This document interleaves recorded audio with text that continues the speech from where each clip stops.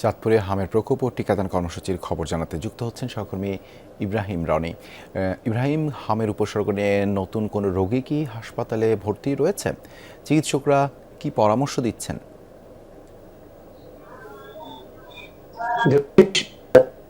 জেলায় গত 24 ঘন্টায় 38 নিয়ে বিভিন্ন হাসপাতালে এসেছেন। আমি এই মুহূর্তে আছি চাঁদপুর সদর হাসপাতালে, যেখানে এখন পর্যন্ত 21 জন সন্দেহে আইসোলেশন ওয়ার্ডে, যেখানে বেড আছে মাত্র 16টি। যদিও দুদিন ধরে এই চাঁদপুর সদর হাসপাতালে রোগীর চাপ কিছুটা কম দেখা যাচ্ছে, কিন্তু হাম সন্দেহে রোগী যে আসছেন অন্য উপজেলায় কম না। আর এ পর্যন্ত কিন্তু জেলায় হাম শনাক্ত হয়েছে 52 জন। এর মধ্যে গত মাসে 3 শিশুর মৃত্যু হয়েছে।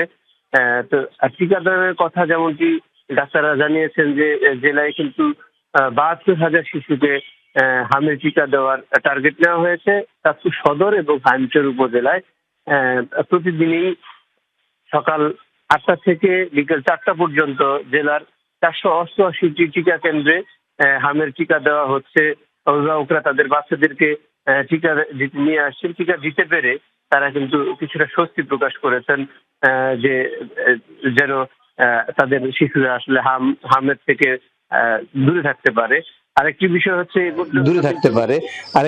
হচ্ছে এ পর্যন্ত কিন্তু প্রায় 20,000 শিশুকে টিকা দেওয়া হয়েছে এই দুই উপজেলায়।